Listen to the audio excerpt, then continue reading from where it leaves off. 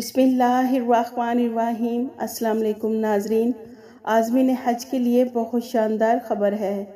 नाजरीन, मजहबी अमूर की जानिब से कहा गया है कि सरकारी स्कीम के तहत दरख्वास्तें जमा करवाने की तारीख में 22 दिसंबर 2023 तक तोसी कर दी गई है। नाजरीन, आज़मीन हज के इसरार पर वजारत मजहबी अमूर ने दरख्वास्तों की वसूली में 10 दिन की तोसी का ऐलान किया है।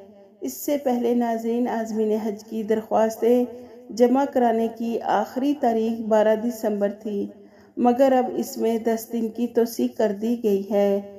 नाज़रीन, तर्जुमान का मज़ीद कहना है कि स्पॉन्सरशिप स्कीम में पहले आइए पहले पाइए की बुनियाद पर दरख्वास्तें वसूल की जा रही हैं और ऐसे आज़मीन हज जो बैरून मुल्क से डॉलर में अदायगी करेंगे उन्हें बग़ैर कुरानदाजी कामयाब करार दिया जाएगा, जबकि हज बदल पर 5 साल की पाबंदी भी ख़त्म कर दी गई है। यानी कि नाजरीन, ऐसे लोग जिन्होंने पिछले 5 सालों में हज किया तो वो सरकारी हज के लिए अप्लाई नहीं कर सकते, वो सिर्फ हज की अदायगी के लिए प्राइवेट हज पर जा सकते हैं।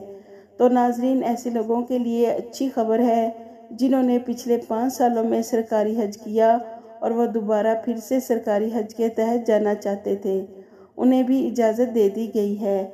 अब वो भी हज बदल कर सकते हैं। इसके अलावा नाजरीन, अकेली खातून जो हज की अदायगी के लिए जाना चाहती है उसे हलफनामा फराहम करने पर ख़वातीन के काबिल एतमाद ग्रुप के साथ हज करने की इजाज़त है।